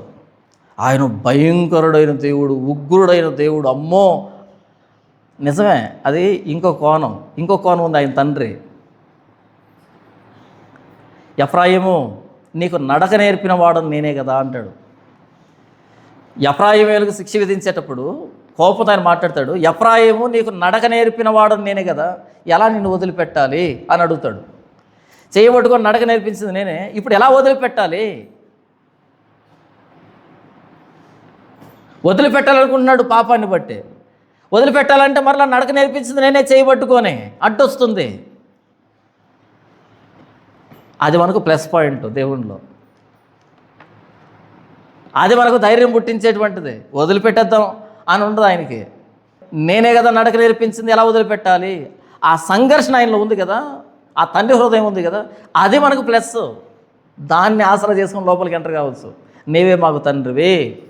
మాటలు సిద్ధపరచుకొని, తండ్రి పరలోకమునకును నీకును విరోధంగా పాపం చేసేది, ఇక మీదట నీ కుమారుణ్ణి అనిపించుకున్నట్టుకు అర్హుణ్ణి కాదు, నీ పనివారిలో ఒకరిగా పెట్టుకొని మాటలు సిద్ధపరచుకో. అది మాట్లాడాల్సిన అక్కర్లేదు, ఆయన వచ్చి మెడ మీద పడి ముద్దు పెట్టుకుంటాడు. మాట్లాడకముందే అంత ప్రేమ అయింది. యెహోవా నీవే మా తండ్రివి. ఇంకేమని పోలుస్తున్నాడు తెలుసా? ఏదేం తోట దాకా వెళ్తున్నాడు. ఏమని? మేము జిగటమన్ను, నీవు మాకు కుమ్మరి వాడవు, మేమందరం నీ చేతి పని అయి ఉన్నాము. అక్కడికి వెళ్ళాడు, ఏదేం తోట దగ్గరికి వెళ్ళాడు. ప్రభువా మేము జిగటమన్ను, నీవు కుమ్మరివే, మేమంతా నీ చేతి పని, నీవు చేస్తే వచ్చిన వాళ్ళమే. మా మీద కోప్పడితే మేము ఎలా ప్రభువా? ఆ కుమ్మరి మంటి మీద కోప్పడ్డాడు అనుకో, పగలు కొట్టాడు. ప్రభువా నీవు కుమ్మరివి, మేము జిగటమన్నుమే, రీషేప్ చేయి, మరలా ఇంకొక రూపాన్ని ఏర్పరచు. ఈ రూపంలో సరిగ్గా రాలేదా మేము, ఇంకొక రూపంలో చేయి మమ్మల్ని. అంతేగాని విడగొట్టద్దు, పగలగొట్టద్దు, పక్కన పెట్టద్దు, ఇంకొక షేప్ చేయి. కుమ్మరి ఏ షేప్లో అయినా చేయగలడు, మరలా షేప్ చేయగలడు, మరలా రూపాన్ని ఏర్పాటు చేయగలడు. మేము జిగటమన్ను, నీవు కుమ్మరివి, నీ చేతి పని మేము. పక్కన పెట్టద్దు, విడగొట్టద్దు, మమ్మల్ని మరలా రూపాన్ని ఏర్పరచు. ఇది ధైర్యం.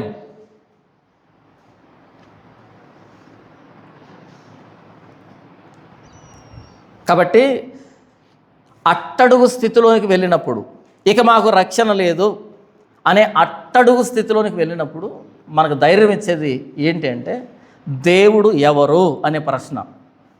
నాకేమవుతాడు ఆయన అనేది.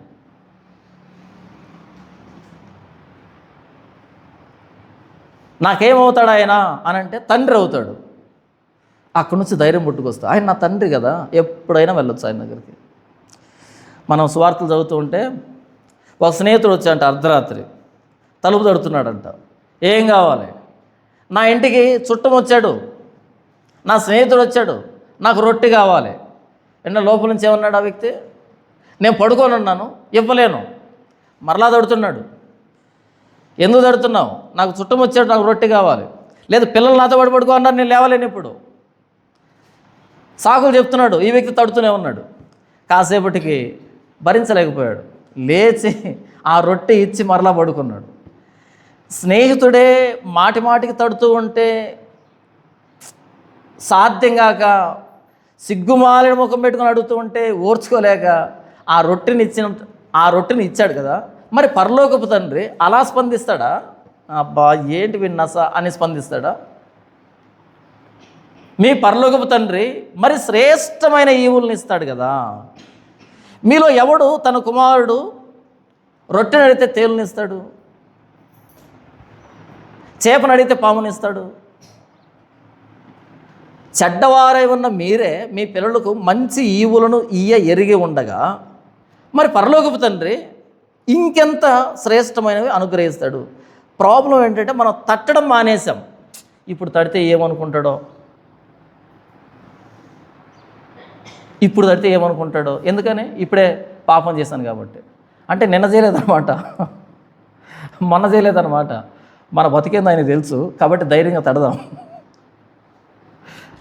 ఇప్పుడు తడితే ఏమనుకుంటాడో పరలోకపు తలుపు. ఎప్పుడు తట్టినా తీస్తాడు ఆయన, ఎప్పుడు తట్టినా సమాధానం ఇస్తాడు ఆయన.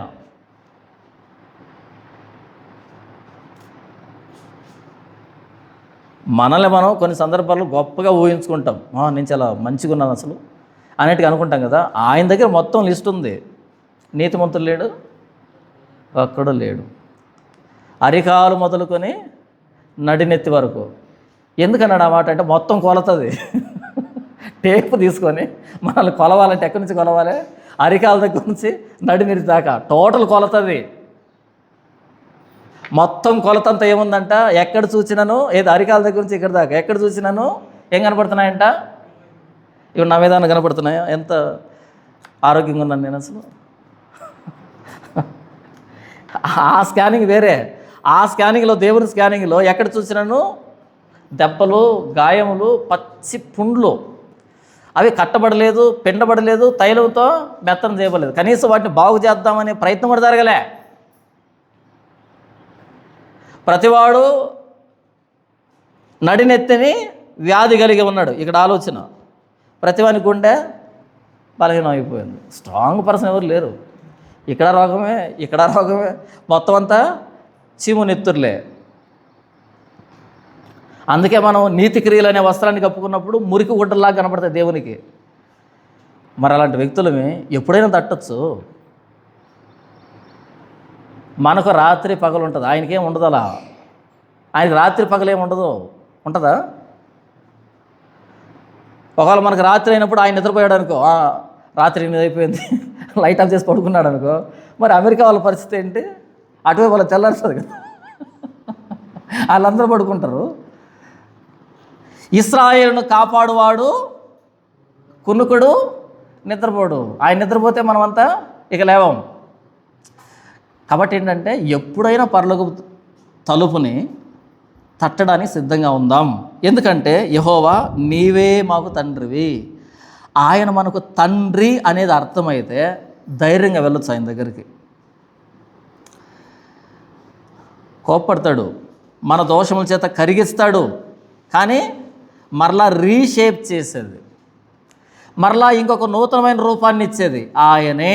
ఇలా సారి మీద అలా చేస్తూ ఉంటాడు. విడిపోతుంది, మరలా ఏం చేస్తాడు? అంతటిని తీసి మరలా 2-3 సార్లు తొక్కి మరలా ముద్ద వేసి మరలా పెడతాడు సారి మీద. విడిపోయామంటే అయిపోయామని కాదు, మళ్ళీ ట్రై చేయాలని. విడిపోయిందంటే సారి మీద అయిపోయిందని కాదు, మరలా పెట్టాలని. ఈసారి వెళ్ళండి, ఈ కుమ్మరపల్లి ఉంది కదా మన దగ్గర, అక్కడికి వెళ్ళండి, వాళ్ళు తయారు చేస్తుంటారు. ఎన్నిసార్లు విడిపోతుంటుందో, ఎన్నిసార్లు పెడుతుంటాడో, ఎన్నిసార్లు లోపల నుంచి ఇలా తడుతుంటాడో, ఎన్నిసార్లు నీళ్ళు వేసి చదువు చేస్తుంటాడో, వదిలిపెట్టడు. ఎందుకంటే కుమ్మరి అంటే అర్థం అదే. ఒక్కసారికి రాదది, మట్టి కదా, మరలా శుద్ధి చేయాలి, మరలా ఎక్కించాలి. మేము జిగటమన్ను, నీవు కుమ్మరి వాడవు, మేము నీ చేతి పని ఏదైనా తోటలో చేసింది నీవే. నీకు తెలియకపోతే మా గురించి ఇంకెవరికి బాగా తెలుసు? నీకు తెలియకపోతే ఇంకెవరికి తెలుసు మా గురించి? నీకు తెలుసు కదా, కాబట్టి ధైర్యంగా రావచ్చు ఆయన దగ్గరికి. ఆయన దగ్గరికి ధైర్యంగా రావచ్చు మనం. అందుకే యేసు ప్రభువు నేర్పించాడు ప్రార్థన, పరలోకమందున్న మా తండ్రి అని నేర్పించాడు. అది అర్థం కాక అందరి దగ్గరికి వెళ్తున్నాం, ప్రార్థన చేయండి, ప్రార్థన చేయండి, ప్రార్థన చేయండి అని. ఆయన తండ్రి అని అర్థమైతే మనమే వస్తాం ఆయనతో మాట్లాడడానికి. ఎందుకంటే ఆయన గురించి మనకు తెలుసు, మన గురించి ఆయనకు తెలుసు. మన గురించి ప్రతి చిన్న డీటెయిల్ ఆయనకు తెలుసు. ఆయన దగ్గరికి రావడానికి భయపడాల్సిన అక్కర్లేదు, సిగ్గుపడాల్సిన అక్కర్లేదు. ఎప్పుడైనా రావచ్చు పరలోకపు తలుపుని ఎంతసేపు అయినా తట్టచ్చు. ఆయన విసుక్కునేవాడు కాదు.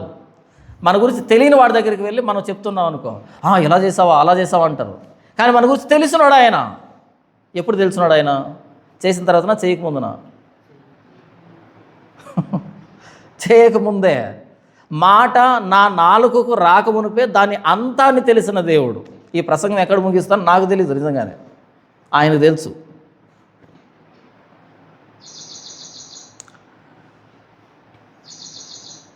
ఇతను నిజంగా ఇశ్రాయేలీయుడు అని అనగానే, నా గురించి నీకు ఎలా తెలుసు అన్నాడు నతనయేలు. షాక్ అయ్యి, ఇతనేందు ఏ కప్పటం లేదు, నిజంగా ఇశ్రాయేలీయుడు అన్నాడు యేసు ప్రభు నతనయేలుని. ఆయన అన్నాడు, నా గురించి నీకు ఎలా తెలుసు, చెప్పారా అన్నట్టుగా చూశాడు. వీళ్ళు చెప్పలేదు. నీవు అంజూరపు చెట్టు కింద ఉన్నప్పుడే తెలుసు నాకు. ఏంటి అప్పటి నుంచి తెలుసా? ఇప్పుడు కాదు, అంజూరపు చెట్టు కింద ఉన్నప్పుడే నాకు తెలుసు. మన గురించి ఇంట్రడక్షన్ అక్కర్లేదు ఆయనకి, ఫార్మాలిటీకి అంతే. ప్రార్థన ఎందుకు ప్రార్థన? Just formality. ముందు తెలుసు అన్నీ ఆయనకి. జస్ట్ వచ్చి ఒప్పుకుంటూ ఉంటే ఆహా రైట్, వీళ్ళు యథార్థత ఉంది, ఒప్పుకుంటున్నాడు అని. రాలేదనుకో, వీడు వచ్చే రకం కాదు, కప్పుకునే రకం అని. అర్థమైందా? కొన్ని సందర్భాల్లో మన పిల్లలు ఏదైనా తప్పు చేస్తారు, ఏదైనా పగలు కొడతారనుకో, చూస్తాం పగలు కొట్టాడని తెలుసు, కానీ మనం చూడనట్టు ఏమి ఎరగనట్టు అలా నటిస్తూ ఉంటాం అనమాట. ఎందుకని? వీడొచ్చి నాన్న ఫలాన్ని చేశాను, తప్పు అయిపోయిందని చెప్తాడా, లేకపోతే దాన్ని కవర్ చేస్తాడా, మూసి పెట్టేస్తాడు. కొద్దిసేపు చూస్తాం వాడు వచ్చి చెప్తాడేమో అని. వాడు వచ్చి చెప్పాడు అనుకో, నన్ను ఈ విధంగా ఆడుకుంటున్నాను, కింద పడింది పగిలిపోయిందన్నా అనుకో, ఏం కాదులేరా ఇంకోటి తెస్తాను అంటాం. కోప్పడతామా? కోప్పడం. ఇంకోటి తెస్తాలేరా అంటాం. అలాగా వాడు తప్పించుకొని తిరుగుతున్నాడు అనుకో, ఒక గంట తర్వాత పిలిచి ఒరే అది పగిలిపోయింది, ఎలా పగిలిపోయిందిరా అని అంటాం మనమే. ఎందుకు? అప్పటికే ప్రిపేర్ అయ్యింట బుర్రలో, వాడి చెప్తాడు, చెప్పగానే వీపు విమానం మోతాయి అనేటట్టుగా ప్రిపేర్ అయ్యి అడుగుతాం. వాడు అప్పటికైనా సరే పొరపాటైంది నాన్న, నేనే చేశాను, నువ్వు కొడతావని భయపడ్డానంటే కనుక చెప్పాలి కదరా ఒక మాట, పగలగొట్టాలి అంటే ఎలా అని అంటాం. అందరితో మాటతో అయిపోతుంది. అప్పుడు కనుక తేడా చేసి అయ్యో నాకు తెలియదు, నేను చూడలేదు, ఎప్పుడు పగిలిపోయింది అన్నట్టుగా బిల్డప్ ఇచ్చాడు అనుకో, కొడాక వస్తువు ఎంత అనుకుంటున్నావు, తమాషా చేస్తున్నావా, అంతేనా? ఎందుకంటే డిఫరెంట్గా బిహేవ్ చేస్తారు మీరేమైనా, లేదు కదా. తండ్రికి ఆల్రెడీ తెలుసు, కానీ ఏం ఎక్స్పెక్ట్ చేస్తాడంటే తెలిసిన దాన్ని వచ్చి చెబుతారేమో, ఎటు తెలుసా ఆయనకి, చెబుతారేమో. మనం చెప్తామా? చెప్పే రకమేనా? చెప్పము. సో ప్రార్థన అంటే ఆయనకేం కొత్త విషయం కాదు. నేను మోకరించి నేను దేవుడు చెప్తుంటే అయ్యో అలానా ఇలానా అని నోరెళ్ళబెట్టే రకం కాదు ఆయన. ఓకే ఒప్పుకుంటున్నాడు. అతిక్రమం దాచిపెట్టువాడు వర్ధిల్లుడు, వాటిని ఒప్పుకొని విడిచిపెట్టువాడు కనికరం పొందును. ఆయనకు తెలియని దాన్ని చెప్పడానికి మనం మోకరించట్లేదు, ఆయనకు తెలిసిన దాన్ని ఒప్పుకునేదానికి మోకరిస్తున్నాం. ఫార్మాలిటీ. ఒప్పుకోవాలి ఆయన ఎదురుగా, ప్రభువా ఇది అని ఒప్పుకుంటే ఆయన కనికరిస్తాడు, క్షమాపణ ఇస్తాడు, కృపనిస్తాడు. పోనీ మనం ఏమైనా సిగ్గుపడాల్సిన అవసరం ఉందా? నాకు తెలిసి ఏ తండ్రి దగ్గర ఏ కొడుకు సిగ్గుపడ్డావు. ఒకవేళ సిగ్గుపడ్డాడు అనుకో తండ్రి దగ్గర, తేడా ఏదో అనుమానించాలి, వీడెంతకి ఆయనకి పుట్టాడు అని. మనం సిగ్గుపడకుండా వెళ్ళగలిగినటువంటి వ్యక్తులు ఇద్దరు భూమి మీద, ఒకటి తండ్రి, రెండు తల్లి. వీళ్ళిద్దరి దగ్గర సిగ్గుపడాల్సిన అక్కరే లేదు. ఎందుకని? వాళ్ళిద్దరూ కలిస్తే మనం ఒక ప్రోడక్ట్, మనం వచ్చాం బయటికి. వాళ్ళిద్దరూ కలిసి తయారు చేసిన ప్రోడక్ట్ మనం ఎందుకు సిగ్గుపడాలి? వాళ్ళిద్దరిని మిక్సీలు వేసి కొడితే మనం వచ్చాము. ఇప్పుడు పెట్టేదైనా తప్పు చేశాడు అనుకో, తండ్రి అనుకుంటా మనసులో ఇది మనం చేసిన తమాషానే అని అనుకుంటాడు, అనుకోడా? బిడ్డ ఏదైనా తప్పు చేసింది అనుకో, తల్లి అనుకుంటుంది ఇది మనం చేసిన తమాషానే, అనుకోదా? బిడ్డ పుట్టగానే వెతుక్కుంటాం, ఆ ముక్కు మీద ఉన్న మచ్చ నాది, ఆ చెవి మీద ఉన్న మచ్చ నాది. ఎంచుకుంటాం కదా. కాళ్ళు వీళ్ళ నాయనవి, చేతులు నావే, జుట్టు నాదే, ముక్కు వాళ్ళ నాయనది ఎంచుకుంటామా? మరి ప్రవర్తన కూడా ఇది నీది ఎంచుకోవాలా వద్దా? అనర్గళంగా అబద్ధాలు చెప్తాడు అనుకో, ఇది నీదే అని చెప్పాలి. ఏదైనా మోసం చేస్తున్నాడు అనుకో, ఇది నీదే అని చెప్పుకోవాలి. కొత్త లక్షణం వస్తుందా బిడ్డకి? వస్తే తండ్రిదైనా రావాలి, వస్తే తల్లిదైనా రావాలి. మూడో లక్షణం రాదు కదా. కాబట్టి మనం కోప్పడిపోయి దబా గుబా కొట్టాల్సిన అవసరం లేదు. అంటే శిక్షించాలే, కొన్ని దండించాలే, కానీ కొత్త విషయం రాలేదు, ఉన్నదే. కాబట్టి బిడ్డ తల్లిదండ్రుల దగ్గరికి ధైర్యంగా వెళ్ళొచ్చు. ఎందుకంటే వాళ్ళిద్దరిని బట్టి ఈ వ్యక్తి వచ్చాడు. నేరారోపణ చేయడానికి కాదు, నువ్వు అలాంటోడు నేను అయ్యానని చెప్పడానికి కాదు. నాన్న క్షమించు, అమ్మ క్షమించు అని అడిగేదానికి. వాళ్ళు క్షమిస్తారు. తల్లిదండ్రుల ప్రేమ గొప్పదా, దేవుని ప్రేమ గొప్పదా? అసలు పోలిక పెట్టచ్చా? ఇక గతి లేదు కాబట్టి పోలిక పెట్టాను. అసలు పోలికే లేదు. తల్లిదండ్రుల ప్రేమకి దేవుని ప్రేమకి పోలిక లేదు. ఇది భూమి మీద ఉంటుంది, ఆయన ప్రేమ ఆకాశం ఎత్తు ఉంటుంది. కానీ పోలిక లేదు, కానీ తప్పదు కాబట్టి పోలిక పెట్టాను ఇక్కడ. యెహోవా నీవే మాకు తండ్రివి. ధైర్యంగా ఈ సంబంధాన్ని బట్టి, దేవుడు నాకు తండ్రి అనే సంబంధాన్ని బట్టి ఆయన దగ్గరికి మనం రావచ్చు. మనం ఆకులాగా ఎండిపోయినంత భక్తిహీనతలో ఉన్నప్పటికీ, మనం చేసిన దోషాలు గాలివాన్లాగా తరుముతున్నప్పటికీ, మన దోషం అనే కొలిలో మనం కరిగిపోయినప్పటికీ, ఆయన మనకు తండ్రి అనే సంబంధాన్ని బట్టి మరలా ఆయన సన్నిధానానికి ధైర్యంగా రావచ్చు. అది మనకు బైబిల్ నేర్పిస్తున్నది. యెహోవా నీవే మాకు తండ్రివి, మేము జిగటమన్ను, నీవు మాకు కుమ్మరివాడవు, మేమందరము నీ చేతి పని అయి ఉన్నాము. ఆయన కుమ్మరివాడు కాకుండా అమ్మేవాడై ఉంటే కనుక, కొండలను అమ్మేవాడై ఉంటే కనుక క్షమాపణ లేదు. కుమ్మరివాడు మాత్రమే మరలా తిరిగి నిర్మించగలడు. ఎంత కుప్పగూలిపోయిన పాత్రనైనా మరలా కరిగించి, మరలా శుద్ధి చేసి, మరలా పాత్రను చేయగలడు. ఎన్నిసార్లు కరిగితాయంటే, ఎన్నిసార్లు విడిపోతాయంటే. కాబట్టి యూదులు చెరలోకి వెళ్ళిపోయి అయిపోయింది, ఇక లేదు, దోషంలో మునిగిపోయాం, పాపాల్లో మునిగిపోయాం, దేవుని వదిలిపెట్టేసాం, ఏంటేంటో జరిగిపోయింది అనుకుంటున్నారు కదా. మనం జిగటమన్ను అనేది గుర్తుపెట్టుకొని చాలు. ఆ జిగటమంటుని మరలా తీసుకుని వచ్చి ఆయన చేతిలో పెడితే చాలు, మరలా సారి మీద ఎక్కిస్తాడు, మరలా ఒక పాత్రను చేస్తాడు. ఆయన వ్యాపారస్తుడు అంటే మనం ప్రార్థన చేసానికి వీలు లేదు.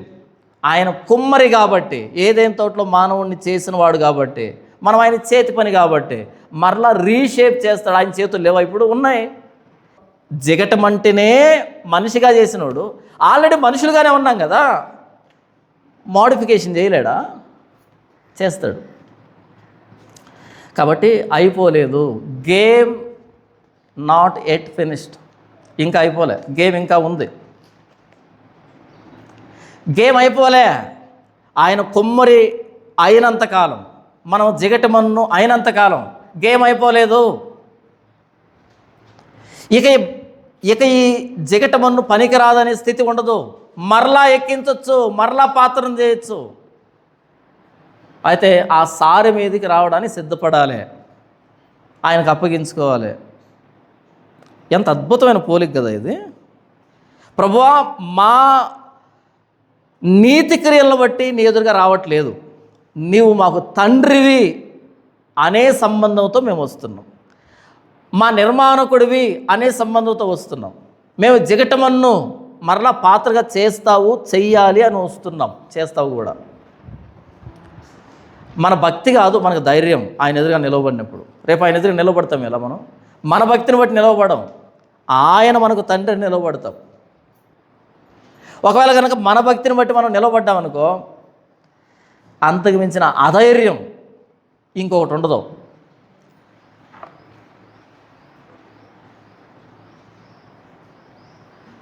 నూట 3వ కీర్తనలో అంటాడు భక్తుడు, దేవా నీవు దోషములను కనిపెట్టి చూచినడలా ప్రభువా ఎవడు నిలవగలడు? దోషాలను లెక్కపెట్టి చూస్తే ఎవడమే నిలవబడలేం. అయితే ఆయన మనకు తండ్రి అని నిలవబడితే కనుక ఆయన కాదనలేడు, మరలా మనల్ని పాత్రగా చేయగలడు. 9వ వచనం, యెహోవా అత్యధికముగా కోప్పడకము, మేము చేసిన దోషమును నిత్యము జ్ఞాపకం చేసుకునకము, చిత్తగించుము, చూడుము, దయచేయము, మేమందరము నీ ప్రజలమే కదా. చిత్తగించుము, చూడుము, దయచేయము, మేమందరము నీ ప్రజలమే కదా. మేము మంచోళ్ళం కదా అనట్లయినా నీ ప్రజలమే కదా, నీ చేతి పనే కదా, నీ నిబంధన ప్రజలమే కదా. అదే ధైర్యం, ఆయనకు సంబంధించిన వాళ్ళమనే ధైర్యం తప్ప మన మంచితనం మనకు ధైర్యం లేదు. ఇక్కడ 10వ వచనం, నీ పరిశుద్ధ పట్టణములు బీటి భూములాయను, సియోను బీడాయను, యెరూషలేము పాడాయను. మా పితరులు నిన్ను కీర్తించుచుండిన మా పరిశుద్ధ మందిరము, మా శృంగారమైన మందిరము అగ్నిపాలాయను. మాకు మనోహరములై ఉన్నవి నాశనమైపోయాను. యెహోవా వీటిని చూచి ఊరకుందువా, మౌనముగా ఉందువా, అత్యధికముగా మమ్మను శ్రమ పెట్టుదువా. అంటే మరలా బాగు చేయి, మరలా సారి మీద ఎక్కించు. పాడైపోయినటువంటి మా పరిశుద్ధ స్థలాలు, అగ్నిపాలైనటువంటి మా శృంగారమైన మందిరాన్ని మనోహరములైనటువంటి మా దేశాన్ని, మా పరిశుద్ధ పట్టణాన్ని, బీడైనటువంటి మా దేశాన్ని మరలా సారి మీద ఎక్కించు, మరలా మొదటి రూపాన్ని నువ్వు మరలా జోక్యం కలుగజేసుకో, గగనము చీల్చుకొని నీవు దిగి వచ్చేదోగాక, రా మరలా సారి మీద ఎక్కించి మమ్మల్ని నిర్మించు కొత్తగా అనేటువంటి ప్రార్థన ఇది. అక్కడ ప్రార్థన చేశాడు భక్తుడు. మరలా 64వ అధ్యాయంలో ప్రార్థన చేశాడు భక్తుడు, గగనము చీల్చుకొని దిగి రా అని. ప్రభువైన యేసుక్రీస్తు గగనము చీల్చుకొని దిగి వచ్చాడు ఆయన లోకానికి. ఆకాశం తెరవబడింది, ఇదిగో ఈయనే నా ప్రియకుమారుడు, ఈయనేందు నేను ఆనందిస్తున్నాను. గగనం చీల్చబడింది, పైనుంచి ఒక స్వరం వచ్చింది, ఈయనే నా ప్రియకుమారుడు, ఈయనేందు నేను ఆనందించుతున్నాను. జరుగునని మేము అనుకొనని భయంకరమైన క్రియలు జరగగా నేరుగా దేవుడే దిగి వస్తాడని, ఆయన శిలువ మీద మన కోసం ప్రాణం పెడతాడని, ఇది జరుగుతుందని ఎవరు అనుకున్నారు? జరుగునని మేము అనుకొనని కార్యం అది, ఎవరు అనుకోలేనటువంటి కార్యం అది. దేవుడు మన కోసం ప్రాణం పెట్టడం ఏంటి? ఇది విని అన్యజనులు లేదా అపవాది కలవరానికి గురైంది. రక్షణ కార్యం ఎలా ఉందా? ఆయన సిలువ ఎక్కిస్తే అయిపోయింది అనుకునింది, కానీ ఆయన సిలువలో నుంచే రక్షణ ప్రారంభమవుతుందని అది ఊహించలేకపోయింది.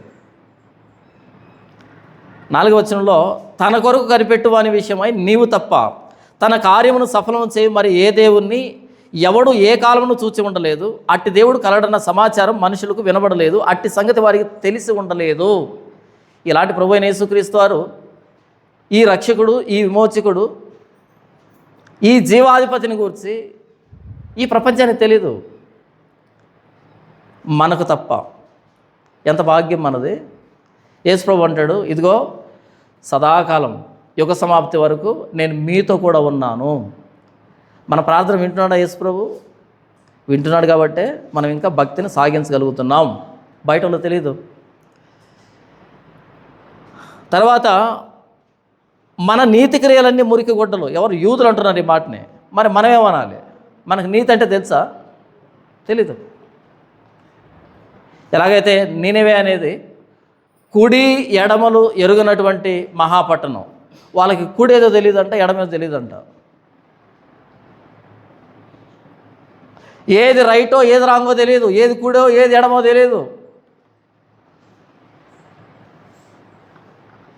120,000 మంది జనాలు ఉన్నారు, వాళ్ళకేం తెలియదంట? కుడి ఎడమ తెలియదంట. బహు పశువులు ఉన్నాయంట. ఇంత పశువులు తెలుసా కుడి ఎడమ? తెలియదు. వీళ్ళకి తెలుసా కుడి ఎడమ? తెలియదు. ఇంతకు మనుషుల్లాగా వేవ్ చేసి ఉంటారు అందరూ. నేనేవే అంటే క్రూరత్వానికి పరాకాష్ట. నరరూప రాక్షసులు వాళ్ళు, నరరూప రాక్షసులు. వాళ్ళే పశ్చాత్తాపడితే 150 సంవత్సరాలు వదిలిపెట్టాడు సరే పో అని. మరో 40 రోజుల్లో దేశమంతా నాశనం కావాల్సిన పరిస్థితుల్లో వాళ్ళు ఉపవాసం ఉండి ప్రార్థన చేసినప్పుడు 150 సంవత్సరాలు వదిలిపెట్టాడు సరే పో అని, నహూం వరకు.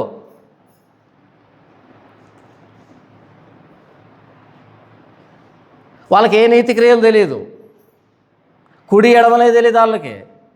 మనకేమైనా తెలుసా కుడి ఎడమలు? నీతి న్యాయాలు తెలుసా మనకి? రాసుంటాం మొత్తం కథంతా చదివి, నీతి మోరల్ ఆఫ్ ది స్టోరీ, దాన్ని ఖచ్చితంగా మనం పాటించాం.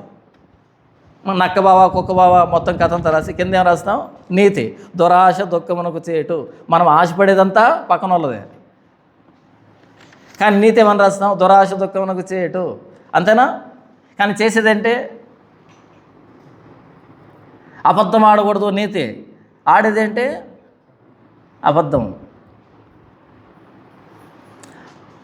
అపకారికి ఉపకారం చేయాలి నీతి. అపకారికి ఏం చేయాలంట? ఉపకారం.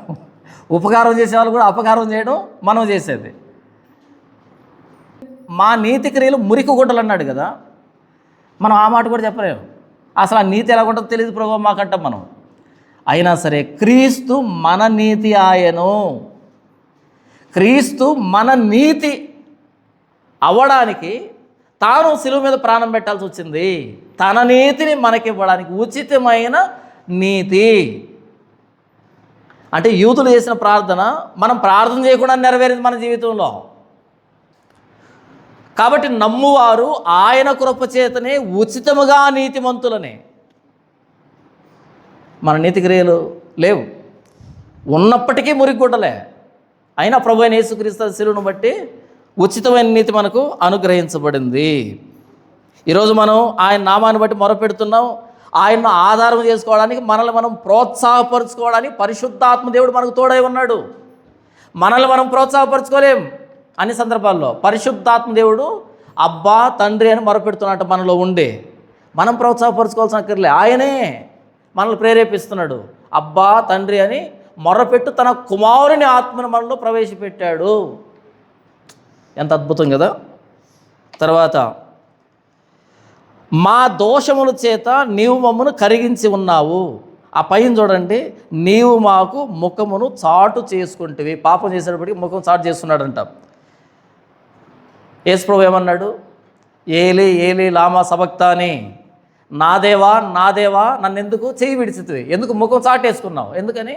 మన పాపాన్ని బట్టి. మా దోషముల చేత నీవు మనం కరిగించి ఉన్నావు. మనల్ని కరిగించాడా? క్రీస్తుని కరిగించాడా? క్రీస్తు కరిగిపోయాడు. తరువాత యెహోవా నీవే మాకు తండ్రివే, మేము జిగటమన్ను, నీవు మాకు కుమ్మరివే, మేమందరూ నీ చేతి పని అయి ఉన్నాము. ఏదైనా తోట సంబంధించి అంతకంటే శ్రేష్టమైన చేతి పని. ఆ శిలువ మీద తన చేతిలో మేకులు కొట్టించుకున్నాడు. ఇంకెంత శ్రేష్టమైన చేతి పని అయి ఉన్నాము. జిగటమనుని రూపంగా ఏర్పాటు చేయడమే చేతి పని అయితే, మరి ఆ చేతుల్లో మేకులు కొట్టించుకోవడం ఇంకెంత శ్రేష్టమైన చేతి పని అయి ఉన్నాము. 9వ వచనంలో చిత్తగించుము, చూడుము, దయచేయము, మేమందరము నీ ప్రజలమే కదా. ఎప్పుడు అయిపోయాయి ఇవన్నీ. ఆయన చిత్తగించడం, దయచేయడం, చూడడం అయిపోయి 2000 సంవత్సరాలు అవుతుంది. మనల్ని ఆయన ప్రజలుగా చేసుకున్నాడు తన రక్త నిబంధనను బట్టి.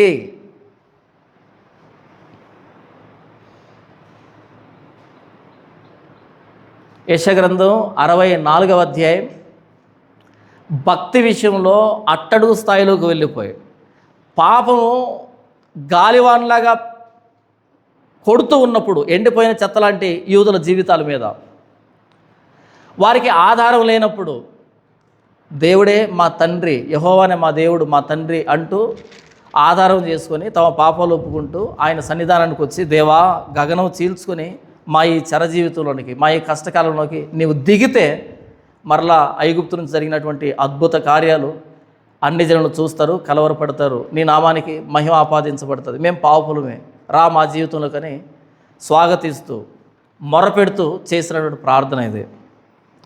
కానీ మనం ప్రభువైన యేసుక్రీస్తు వారిని పరలోకం నుంచి భూమి మీదకి రమ్మని ఎప్పుడు ప్రార్థన చేయలే. ఆయనే దిగొచ్చాడు, ఆయన మన కోసం శిలువలో ప్రాణం పెట్టాడు, ఆయన మన పక్షాన ప్రార్థన చేశాడు, ఆయనే మనకు నీతిని అనుగ్రహించాడు, ఉచితమైన నీతిని అనుగ్రహించాడు. ఎందుకంటే ఆయన కుమ్మరి మాత్రమే కాదు. అలా ఏదైనా తోటలో చేసినటువంటి ఆ రూపం కుప్పకూలిపోతే సిలువలో మరలా మేకులు కొట్టించుకున్న ఆ చేతులతో మరలా రీషేప్ చేయడానికి ఈ లోకానికి వచ్చినవాడు. ఎవడైనాను క్రీస్తునందున్న ఎడల వానికి ఏ శిక్షా విధి లేదు. 5వ అధ్యాయం 17వ వచనంలో మనం క్రీస్తులో నూతన సృష్టి అని రాయబడింది. పాతవి గతించను, సమస్తము కొత్తవాయను. కొరింథీయులకు రాసిన 2వ పత్రిక 5వ అధ్యాయం 17వ వచనంలో, కాగా ఎవడైనను క్రీస్తునందున్న ఎడల వాడు నూతన సృష్టి, పాతవి గతించను, ఇదిగో క్రొత్తవాయను. పాత వ్యక్తుల్ని తీసివేసి, దేవుని ఉగ్రతకి పాత్రులుగా ఉన్నటువంటి స్థితిని తీసివేసి దేవునితో సమాధాన స్థితిని అనుగ్రహించినటువంటి ప్రభువైన యేసుక్రీస్తు వారి చేతి కార్యం, శిలువ కార్యం. తండ్రి, ఇంతవరకు యెషయా గ్రంథం 64వ అధ్యాయంలో మీరు మాట్లాడిన ప్రతి లేఖన భాగాన్ని బట్టి మీకు వందనములు, కృతజ్ఞతలు. నాయన, యూదులు తమ భక్తి జీవితంలో అట్టడుగు స్థాయిలోకి వెళ్ళినప్పుడు మీరు వారిని మరలా సారి మీద పెట్టి మరలా కొత్త రూపాన్ని ఇచ్చినందుకై మీకు కృతజ్ఞతలు. ప్రభువైన యేసుక్రీస్తు వారిలో నా పాప జీవితాన్ని ఆ శిలువ మీద మరలా నన్ను రీషేప్ చేసినందుకై, మరలా నూతన సృష్టిగా చేసినందుకై మీకు కృతజ్ఞతలు. నేను అనుకున్నటువంటి ఆ శిలువ కార్యాన్ని బట్టి మీకు కృతజ్ఞతలు.